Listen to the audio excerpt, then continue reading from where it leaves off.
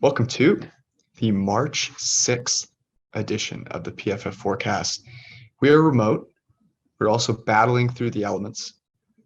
Just to let you guys know how much I love you all, I am listening to myself talk so that the audio quality is better. That's how much I care about you. Eric, fresh off of Sloan, we're going to talk about Jordan Davis, the LeBron of the NFL. Is he the greatest athlete of all time? Where should D linemen and safeties be taken? We have Ballsack or just whack and recommendations. Let's rock.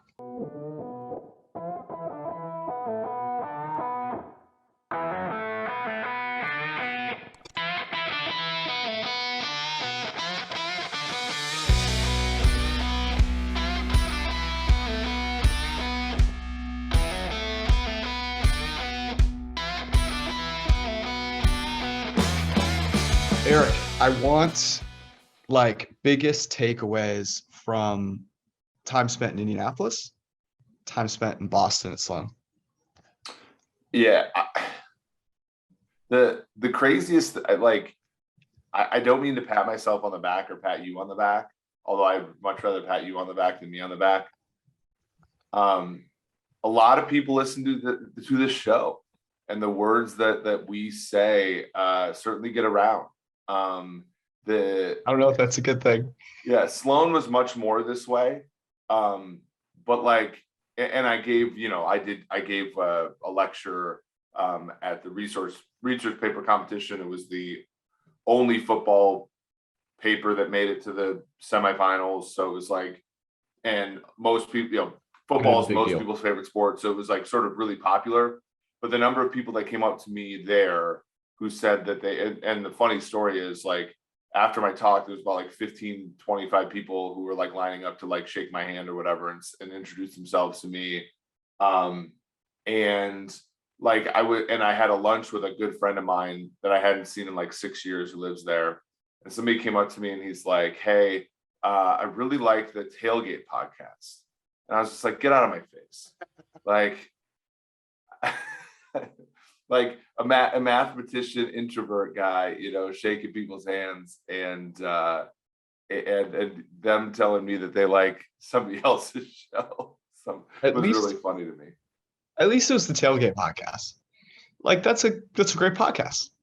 If they'd come up and been like, "Hey, I love the Skip Bayless podcast," or something like that, bit pissed off. I guess they're not that's not PFF podcast, but you get the point.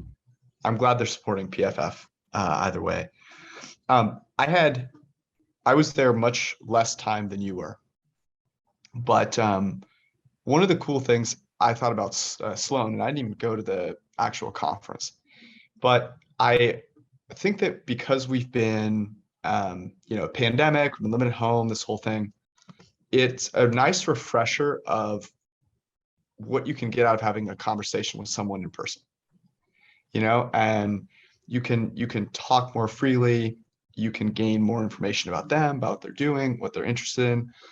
We had a couple of really good conversations. We met a couple of our interns, Tej, Seth, and Arjun Menon. That was really cool. And so I don't know, it was cool. I usually am more pessimistic about things like that, but it was cool. I had a good time. I did too. And you meet people the meeting people in person was a real it's like a game changer. I mean, we, you get these little conversations, we saw Kevin Clark, we had Nora on our show. Obviously that was extremely fun. And then, then we meet, I got to meet, talk to Brian Burke for a few minutes. I got to talk to Bill Connolly, who is sort of one of the few people that does really good sports analytics for college football. And then obviously our interns, you got to talk to them. And I think they described our Friday night discussions as a live PFF forecast. And one of the things I wanted to talk to you about on this show and sort of maybe solicit a little bit, because I know that we had the tweet that asked for some suggestions recently. And I kind of want to get your idea, get your thoughts on this. It's you know, if we had like a live show where we let our listeners, you know, and I don't know how we, you know, sort of go about doing it, whether people have to pay to get in or a small amount that we donate to charity or whatever. But like have like an hour where we do like a 25-minute forecast, and then we open it up to like, you know, kind of like a Zoom room or something like that for the last, you know, 35 minutes or whatever. And just let people riff with us, and, you know, reward some of the listeners to the show that have been with us for the last, it's 4.5 years now. So that was something I wanted to bounce off of you here, because I think that would be kind of fun. And the other thing that I was thinking about, we don't have. Let me pause you there. Okay, let me save your other idea for a second. I think we'd have to pay the people to come listen to us. So I'll say this about Sloan. It was cool to get a lot of people in the same spot. Absolutely fucking absurd that they charge people that much to go to that shit. I'm sorry, not worth it. Absolutely not worth it. I certainly wouldn't talk to people, go out at night. If you are going to literally make someone take their arm off in order to get into a conference, that was ridiculous. So in the name of that, no way in hell could we ever charge people for this. I would say we buy a bunch of good alcohol, you know, and we supply some refreshments, and we open it up for questions, and we have some of our favorite guests. So we bring kind of an all-star group, people that are much more interesting to listen to than us. You know, I think of Evan Silva, who we saw at the Combine, our friend Josh Hermsmeyer, Norris certainly on that list. Darius Butler's been on this podcast a few times. There are a bunch that I'm missing who are great and make our podcast better. I think that's the way to do it. And we do it in a place that's fun, like Vegas.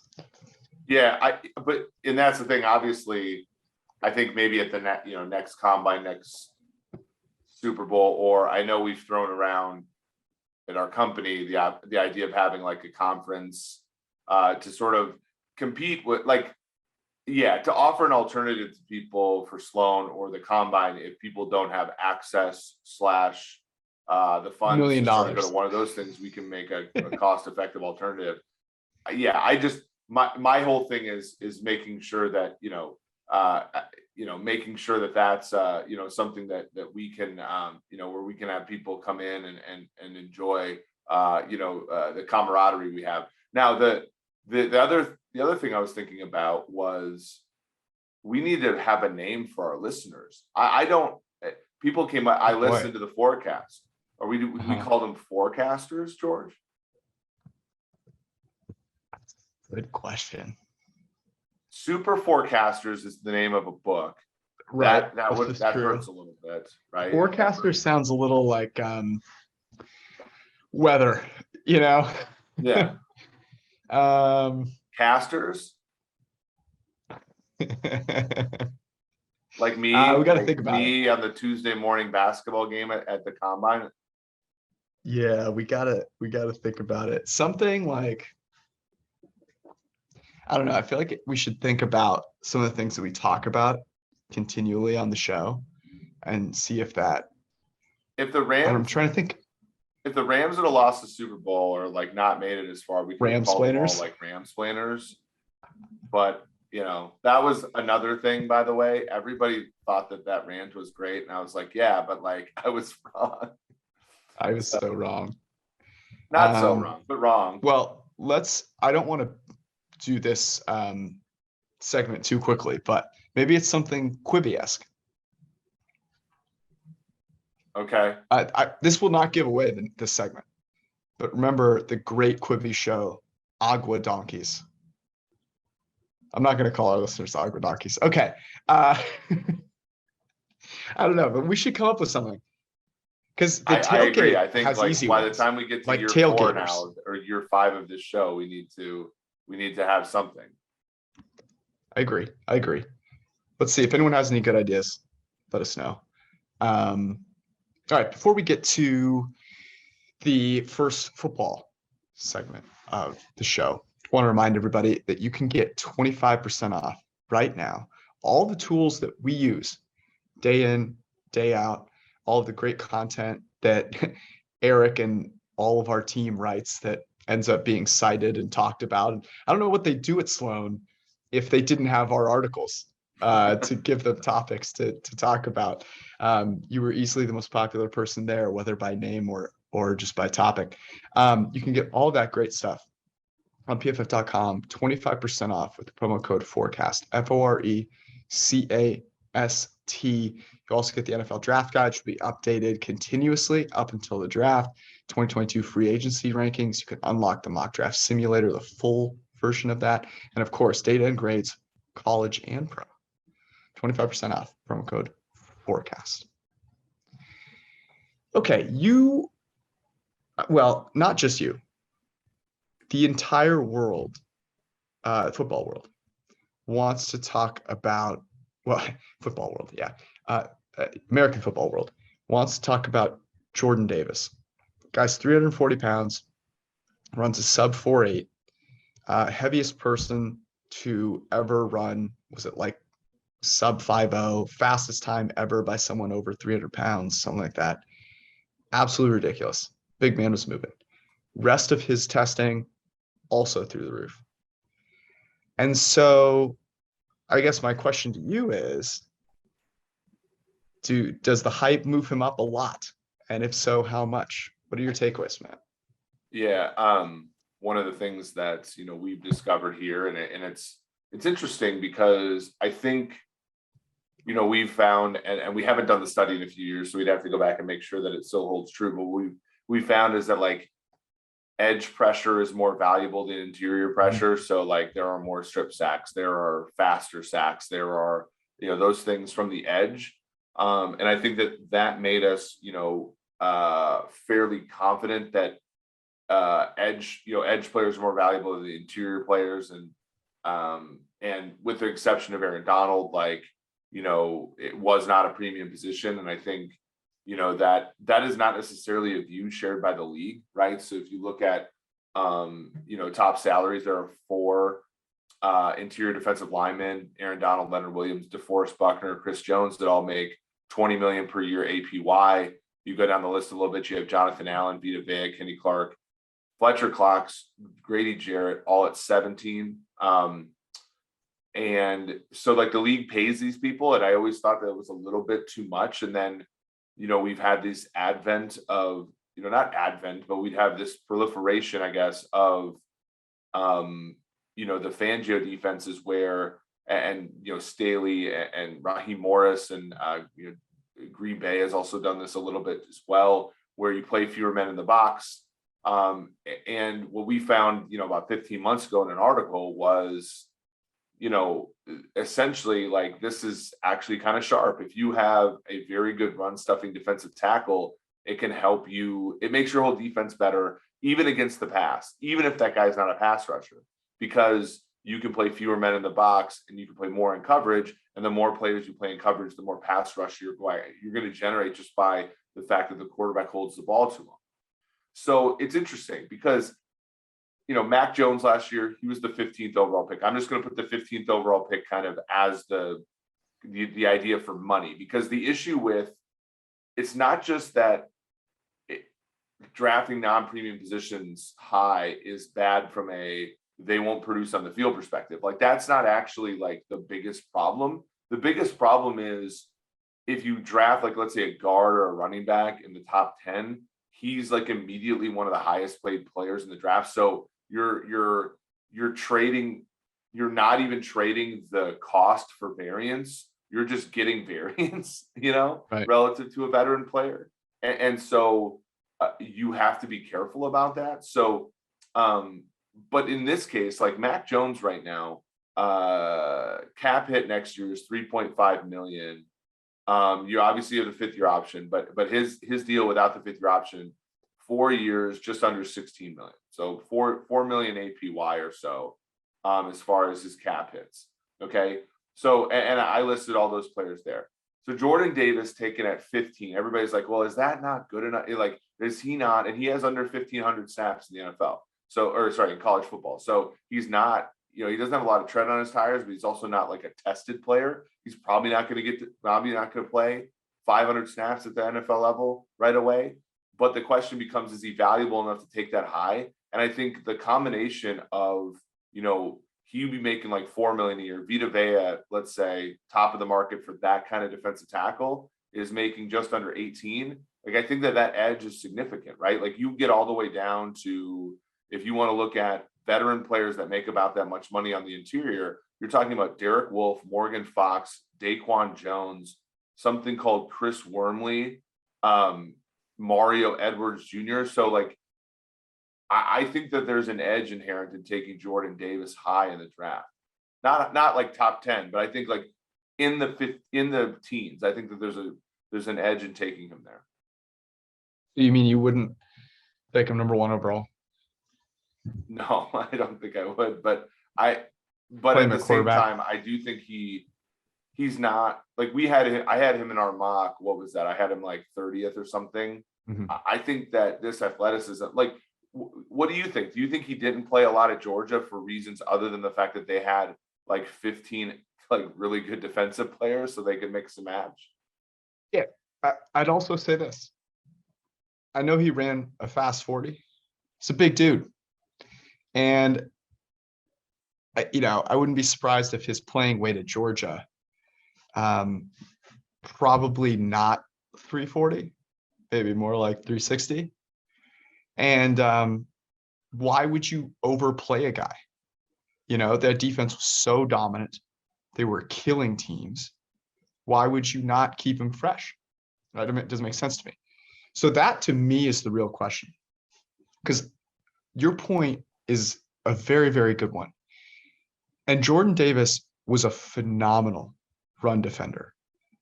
And that is what you're getting. You're getting a guy that is going to absolutely dominate in the run game. And ostensibly, you can play fewer guys in the box, which does a couple of things, to your point. It entices other teams to run.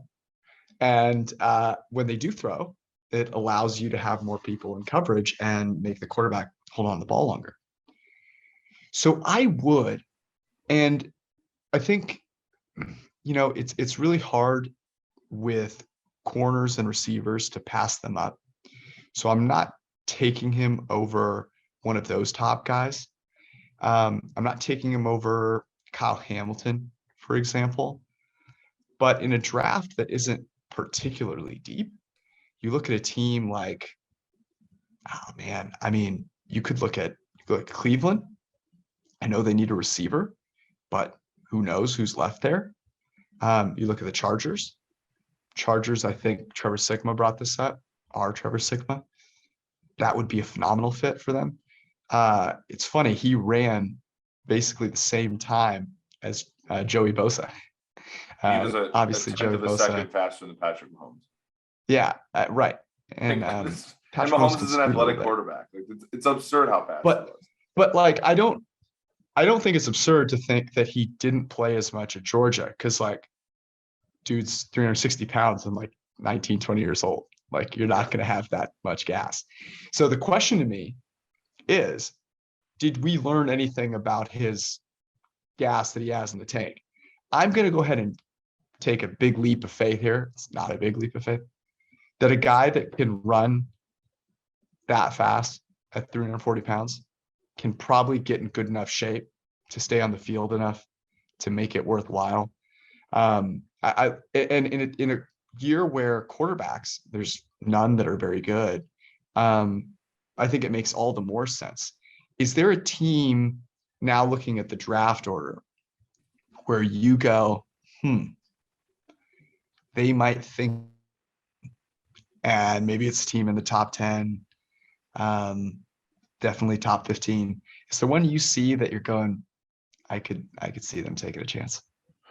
Yeah. So here's one, and I know that like it's a little bit it's weird to sort of think. I think the Ravens could be one, right? Because they're getting a little older on the defensive line. Calais Campbell is getting older. If Sauce Gardner goes higher than their pick, then, and they're not a trade up team, right? So they could do it.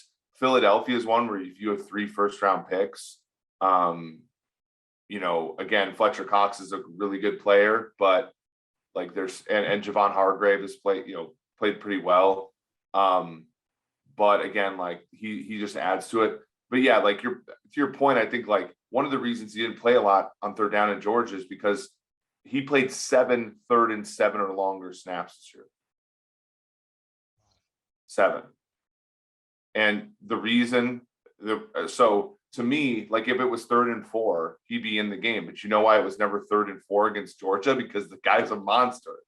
And because the rest of their defense more is of a going Georgia top being 15 able to mix too. and match things.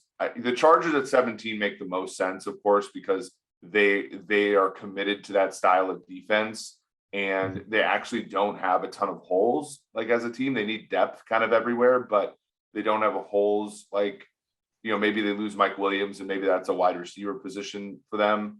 But that's a place to think about. It's Dallas could be another one. Dallas improved a lot defensively last year, but they probably could still use somebody on the interior of the defensive line with that kind of pedigree. Dallas isn't picked till 24. Well, that's what I'm saying. Like but some of these teams move trade up, right? And like I think it would be silly to move up, but it's an interesting thought. The thing, and I'm going to transition to safety here in a second. Hold on. Let me let you know who I've got thinking they might. And this would be absolutely precious. The Houston Texans. Oh, sure. Sitting there at 3rd. Would just take him high, just culture builder. Yeah, you got to dominate in the trenches. What role would he take? Would he take youth pastor? Would he take coffee house manager? Those mega churches have coffee shops in them.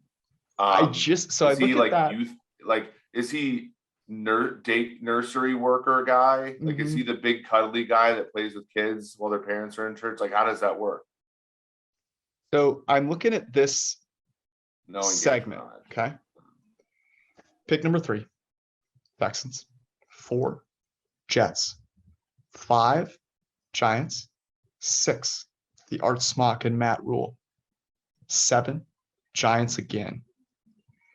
The Giants, interesting. I don't think the Panthers take him. Took Derek Brown a couple years ago. But here it is. Pick number 8. Oh, God. Are Atlanta Falcons. I'm out on the Falcons, by the way. Who would make not a ton of sense so hard by the Falcons. I will not plant my flag for that team anymore. Yeah, it wouldn't make a lot of sense for them. By the way, for that reason. Speaking to this, there was somebody I was talking to at the combine who let's just say not a member of a team picking in the top 10. I thought that the rooting interests were very interesting, which was I hope a lot of quarterbacks go in the top 10 before our pick, right? Because like if their quarterbacks are being overvalued, then obviously if you're picking 19th or whatever, you're going to get like the 15th best player there. I think Jordan Davis also falls in that category, right? Like if Houston takes him at 3, everybody in the draft is like, except the Chargers probably are like, okay, like we're going to get like the next, we're going to get edge 4 when we could have gotten edge 5 or something like that. And let me ask you this real quick. I know you want to transition to safety, but Aaron Donald last year worth 1.14 WAR. Next closest defensive tackle, Cameron Hayward, 0.4. We interviewed at the Super Bowl. Wonderful guy.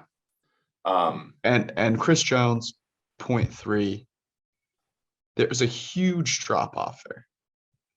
What is that something that we should make a bigger deal of in terms of Aaron Donald makes us think that it's more possible for a defensive tackle to make that kind of impact, but really he's a unicorn?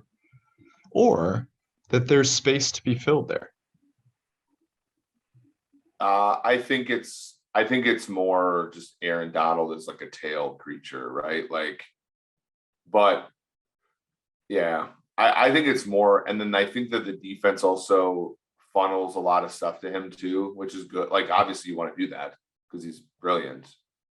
So maybe it's part how great he is, and then part like the construction of the defense for the Rams, which we want to capture in war. Like if you have a play, like if you in basketball, if you have a shot blocker that you funnel everybody to, you still like, you know, you can give the rest of the defense the credit, but like the only reason you're funneling people to him is because he's Dikembe Mutombo and he's, you know, swatting shots away. Like that feels like what Aaron Donald is.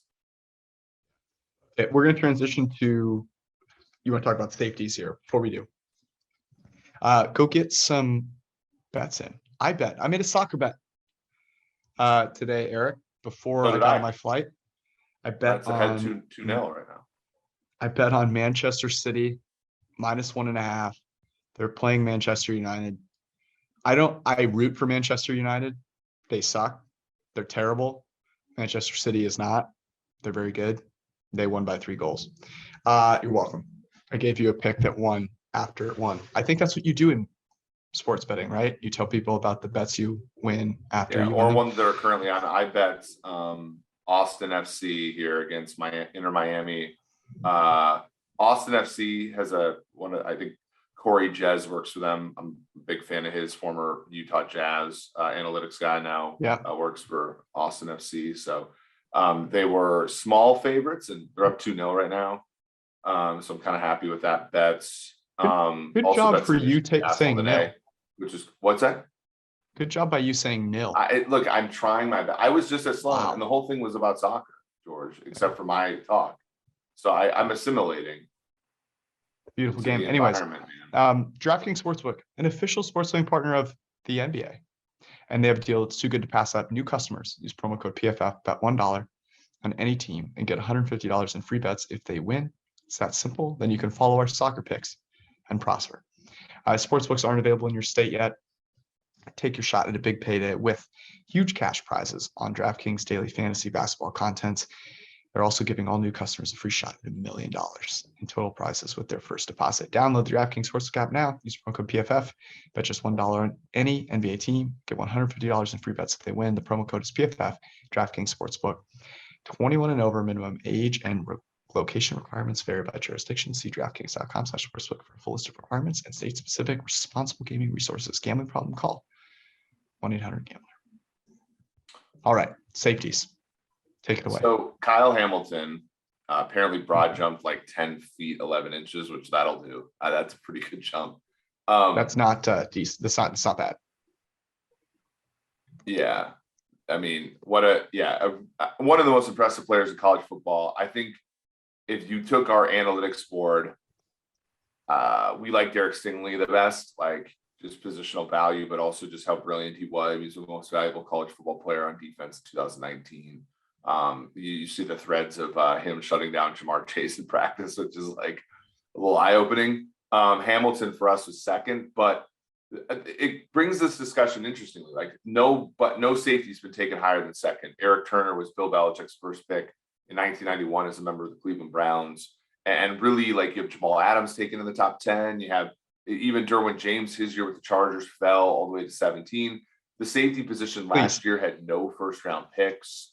But then you also have a team like Jamal, the Seahawks will trade 2 first-rounders for Jamal Adams. And this is where I think the discussion gets a little more nuanced too.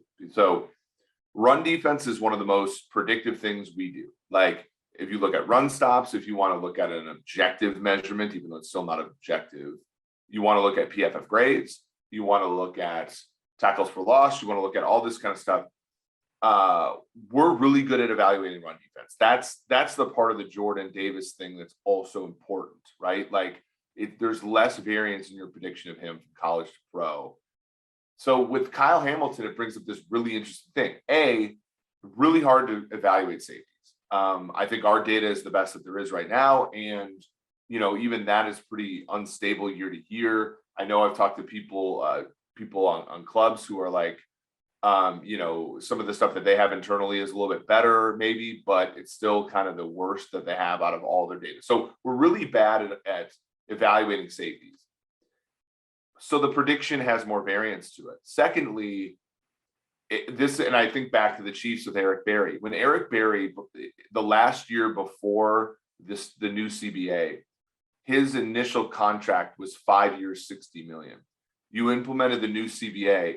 When Eric Berry came up for his next contract, it was the same length and number. And this was after he took the franchise tag. So the crazy part about it is if you were taking a safety in 2010 at the top 5 pick in the draft, he was the highest paid safety in football, right? That's how it worked. And it's gotten a little bit better, but right now, we talk about all the defensive linemen who, had, numbers higher than, we have no safeties who have a per year average over 17 and a half. And we only have one with one over 16, right? So it goes Jamal Adams at 17 and a half, Harrison Smith at 16, Justin Simmons at 15-2, Budda Baker, Eddie Jackson, Kevin Byard, Tyrann Mathieu, Landon Collins are all above 14. And then it drops to Devin McCourty at 11 and a half. Interestingly here, if you look at Zach Wilson's contract, so I'm just, for shits and giggles, let's talk about the second overall pick. Last year it was a 4-year deal, $35 million. So just under $9 million a year APY. If you look at safeties who are making $9 million APY in the NFL right now, or close to, you have Jordan Poyer, Micah Hyde, Jimmy Ward, Adrian Amos, Rayshon Jenkins, Malcolm Jenkins, and then the Texans, you got to throw this out. Eric Murray's at $6 million a year. So that's the next drop off. Von Bell for the Bengals, big interception in the playoffs, $6 million. Chuck Clark is a good starter for the Ravens, $5 million. If you took Kyle Hamilton in the top 5, he's already a top 15 paid player or 20, let's say, conservatively, player at his position in the NFL. So even though I think I'm fascinated by the safety position, and I think when you hit on one, the payoff is immense. You can often get a player who's worth more than 2. Like I think Harrison Smith's been worth more than, he covers up so much. I think Tyrann Mathieu's the same, Budda Baker. We don't grade him that well, but I think he's a force multiplier. And I think Kevin Byard's worth a ton for the Titans. Adrian Amos at $9 million a year is one of the most valuable players in football, I think. But the proposition's a little dicier, isn't it? I do think so. You only have to look back to last year, Trevon Holland, who top 20 most valuable defender last year using PFF WAR. And you mentioned Kevin Byard. Kevin Byard 10th among defenders in WAR, almost 0.6 WAR, just shy of Myles Garrett. So, and Derwin James is a great person to talk about because everyone wants to compare any safety that has coverage ability, that's super athletic, to Derwin James. Derwin James broad jumped 11 feet. That's insane. Okay, he's like under 6'2". Kyle Hamilton, 10'1". Supposedly, according to Bruce Feldman, he was tracked at 21 miles per hour top speed. That's insane. That would be one of the fastest that you will see. His weaknesses, change of direction, ability to cover in man coverage. So I'm not sure he's Derwin James. Derwin James, you could put out there at corner and he could make things happen. But Kyle Hamilton's 6'4", 220. His size is absolutely bananas, like 97th and up percentile, maybe 99th overall. Had that knee injury against USC, and that kind of, hurt his ability to put up a really good grade, I think, last year. Your point is really good. The tough thing is, I look at the draft and you go, okay, but how many players are even better than him in this draft? And I know you want to pick for value, and I think you've got Aiden Hutchinson and Thibodeau, and you mentioned Derek Stingley. If you're having a conversation between Stingley and Hamilton, I know Stingley was very, very, very good, but has also been injured pretty consistently and wasn't even didn't even do anything at the combine because he was injured. So, and his grade, Derek Stingley, by the way, 92, 72, 66. Played 15 games, 7 games, 3 games. I'm taking Kyle Hamilton over Derek Stingley. In fact, I'm probably taking Sauce Gardner over Derek Stingley. I love Sauce Gardner. Sauce Gardner ran a 4.41 at like 6'3". Ahmad Sauce Gardner, 6'3", 200. So I'm with you, but in this draft, I find it hard to pass up a guy that's that elite at a position that does make a difference. You just have to be okay with the fact that the variance is higher. Yeah. So here's my take on, I think part of it is also the problem with the teams picking that high is they're not very good. So the bust rate might even be higher for safeties because I feel like there should be a lower bust rate for safeties than corners, because if you draft a safety and he doesn't end up being great, I think that there are more things that you can do to make him a passable player. Like, I think the floor should be higher for safeties, right? Like, Dayon Buchanan was drafted by the Arizona Cardinals in 2014, and like you could immediately tell he couldn't play safety, so they moved him to middle linebacker. Tyrann Mathieu was a nickel corner for a while, then a deep safety. Landon Collins was taken in the second round out of Alabama by the Giants, and almost immediately kind of hybrid linebacker role. And then the tail event is positive, right? Like, the tail event is the guy can play every position. The guy's Harrison Smith, right? And then you get it. Whereas for cornerbacks, and by the way, the cornerback market is very similar as far as there's a few more people making over $10-ish million, but it's also pretty spread out. The corner position's hard because if you take a guy like Jeff Okudah, Jeff Okudah right now is a top 25 paid player at corner right now, or more or less. APY at 3 overall. And year one, he was, couldn't cover anybody. And then last year he got hurt.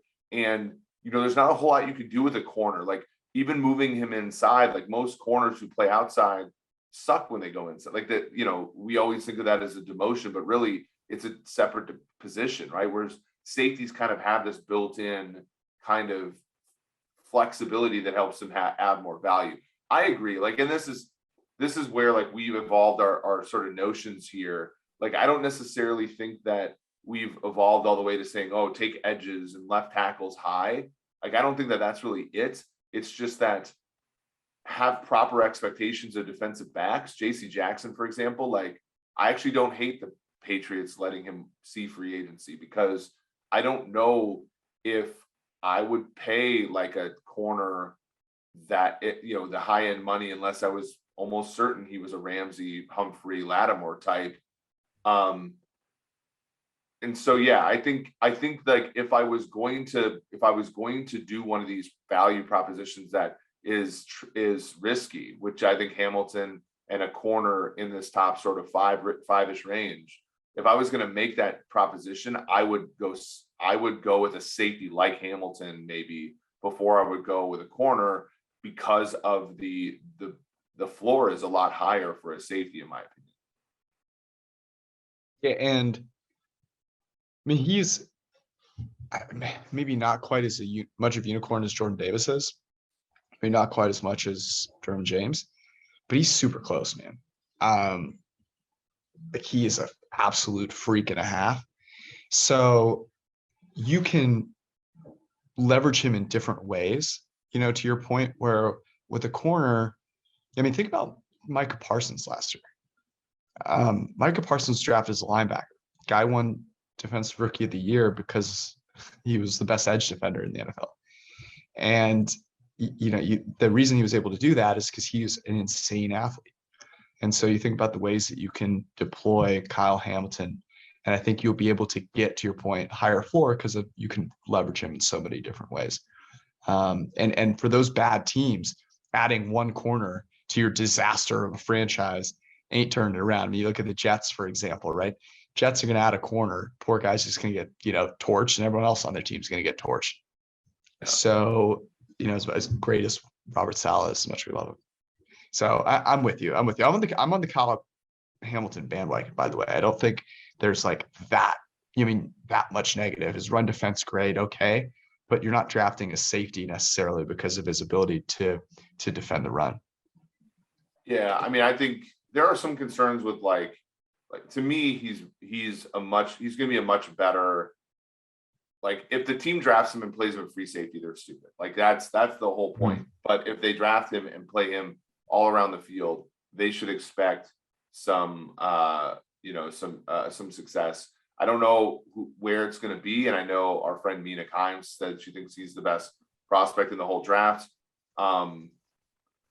I do believe that the tackles that are going high, maybe we transition here a little bit to our friends. Let's look at where DraftKings is, but I know our friends at betonline.ag now have Ickey Ekwonu. By the way, I've worked on this a little bit. Ickey Ekwonu as the same odds, plus 110, as Evan Neal to be the first overall pick. Evan Neal was as high as minus 220. And this represents a value. So let's talk to our listeners here who have the opportunity to bet at DraftKings, whether you live in a state that does. Right now at DraftKings, Evan Neal is minus 115 to be the first overall pick. Ickey Ekwonu is plus 200. Aiden Hutchinson is plus 500. Kayvon Thibodeau, who was once the favorite to be the first overall pick, is now 15-1. And that's when you get to the first quarterback, Malik Willis, who is 35-1. The aforementioned Kyle Hamilton is 50-1. And Charles Cross, our bets might go die on the cross if he gets picked here, but he's 50-1 to be the first overall pick. This is where you, as a sports bettor, follow us along. This is where you can pick up some value, right? If you're overexposed on Neal, and I know, like, you know, I don't have any price worse than minus 115. I think the worst price I got on Neal was when the whole market was painted like minus 150 or worse or better, whatever. I got plus 134. But if you're overexposed on Neal at this point, like, shop around, right? If you see some of the better books have Ickey Ekwonu at plus 110 and you see him at plus 200 at other places, that might be a place to explore. Yeah, I'm with you there. I will say this. My takeaway from the combine, and boys that are not draft related, I think there are a few there, maybe around like Kirk Cousins. People are talking, this is how dire straits teams are in. People are talking about Mitch Trubisky, like he's going to save their franchise. But takeaway regarding the draft, without those quarterbacks, I think Malik Willis is going to be the top quarterback taken. He's minus I still bet Ritter at 40-1 currently. Yeah, right. But it's going to be chaos. It's going to be absolute chaos. And I feel like, I mean, tell me this, is there not just, if you're looking for value at any point in time, you're almost best just taking like the third, fourth, fifth shortest odds because no one knows anything. Yeah, like 5-1 on Hutchinson feels like a good bet at this point, right? Like, whereas obviously months ago when he was the favorite, it wasn't. Neal, yeah, like exactly. Like if you're laying 115 with Neal right now, like I would, I'd probably not bet anymore. I'd wait until the next, and I think I could be wrong because we didn't have a combine last year. So I'm trying to think of like when things sort of materialize in this market. But like right now, like I've really only seen in good books, I've really only, widely available books, I've really only seen the number one pick and the number one quarterback, which you alluded to here, by the way. FanDuel has this, DraftKings does not. FanDuel, for the first quarterback selected, Malik Willis of Liberty minus 170. That changed. I got a pretty sizable chunk of Malik Willis at plus 150 when that day was happening. I don't think I'll ever get an opportunity there. Pickett is 2-1. He was previously the favorite. I don't think he ever crossed over plus 100. Sam Howell at 11-1, Matt Corral 11-1, Desmond Ritter, the aforementioned 30-1, Carson Strong 100-1. I think that those odds make sense at this point. I think that the buzz, in all honesty, I think the Steelers, if I had to make like a bold take, I think the Steelers are going to move into the top 10 and take Malik Willis. I think they will take him. I don't know who they have to jump. I'm not sure that. I mean, Panthers, Broncos.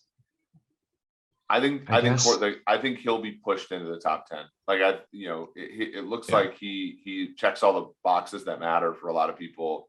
And even though it's a bad quarterback class, there are enough teams here that have plausible like deniability of taking a QB. I mean, we don't know.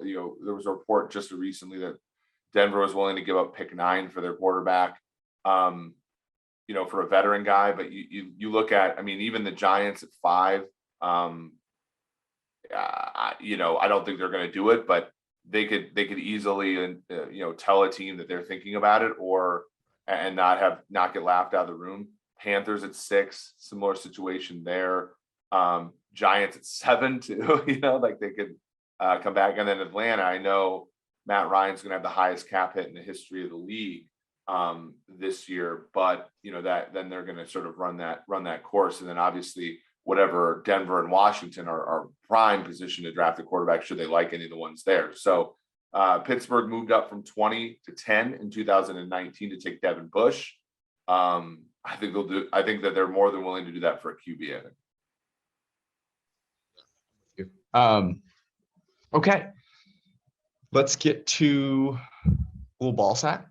Little balls. Yep. Need a little Ballsack. Okay. All right. I got this. Here's the tweet here. For those of you that haven't listened the past few weeks, I read a tweet. George tries to tell me if it's from Ballsack Sports, a satire. I've tried to get them to rename themselves the Onions, but they have not. A satire sports website that gets a lot of people to bite on these things. Or a real tweet that's just stupid. Okay. With Tyler Huntley's success, the Ravens can win with or without Lamar. They are better with him, but don't need to pay top dollar for him because they have a suitable backup. Former agent Mark Lillibridge on why Lamar Jackson needs an agent. So this has a source, but all Ballsack ones have sources too. They're just fake. Right. And by the way, for people asking, I purposely do not follow Ballsack Sports so as not to taint this. Huh. Nice. That is absurd. Not to taint this is really good. Like, yeah, thank you.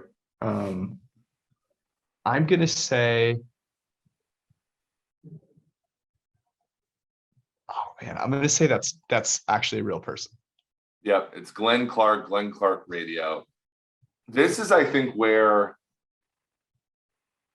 I have a beef with journalism. And I actually like, I'm big time, I support as many people as I can. You're pro-journo. Yeah, I'm pro-journo. Yeah. You don't, like, being an objective journalist is not tweeting out dumbass quotes like this, to be honest with you. Like, they're not, like, and granted, you could think what you want about whether Lamar deserves the top dollar. That actually is but not because of Tyler Huntley, who's a nice little backup quarterback, but not this is ridiculous. There is no context to this. If you tweet out this quote, you got to add something like, hey, by the way, one guy was the MVP of the league and another guy was an undrafted player out of Utah. Okay. Got another one here.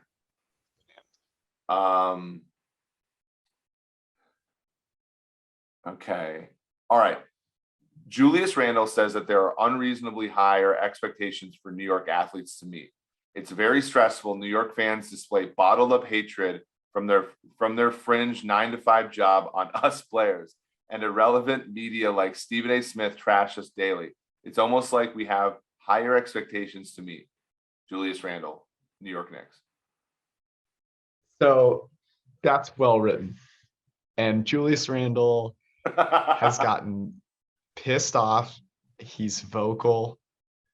I believe he flipped off the crowd at one point.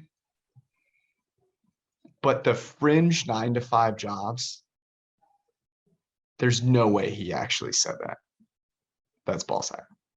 You're right. So This was tweeted. So this was tweeted by Butt Crack Sports, a Ballsack Sports subdivision.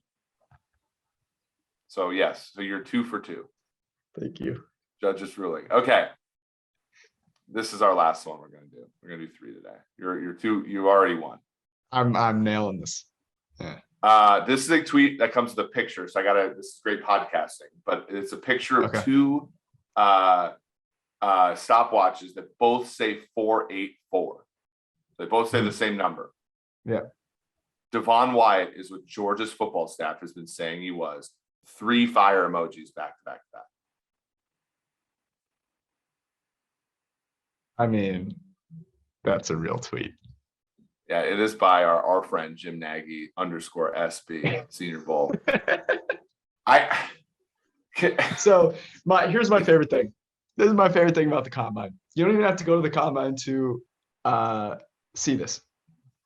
You watch the combine, you watch people running, you go on Twitter, and you go, there's some hand times that have X player faster than what they clocked in there. Amazing. Yeah, my hand timer, which is wildly inaccurate relative to technology, I had him faster or slower. Thank God. I have no idea, like the pride that these people take and stop watching it themselves. I will never, there are things like I might never understand, what's that analogous to? British lit, this, like there are just things I'll go to my grave being like, I don't get it. No, but like, so stop having pride in you doing the stopwatch, even while like it's being done for you with a much more accurate machine. I feel like there are a lot of situations in life that are like this. And I think men are probably responsible for most of them. Mm-hmm. Like to me, it's one of those where here's what I'll compare. It's like that Office episode where Dwight and Michael got a car with a GPS system, and instead of following, like they claim they follow the GPS system into the river, right? And like it was like when they were losing, like they were losing sales, and they thought that the solution was to like bring like gift baskets, but the real solution was just to like offer a better product at a smaller price. Yeah. And I feel like that's part of it. Like, look, I can do. It's like, okay, man. Like no one, like honestly, no one cares. I don't know.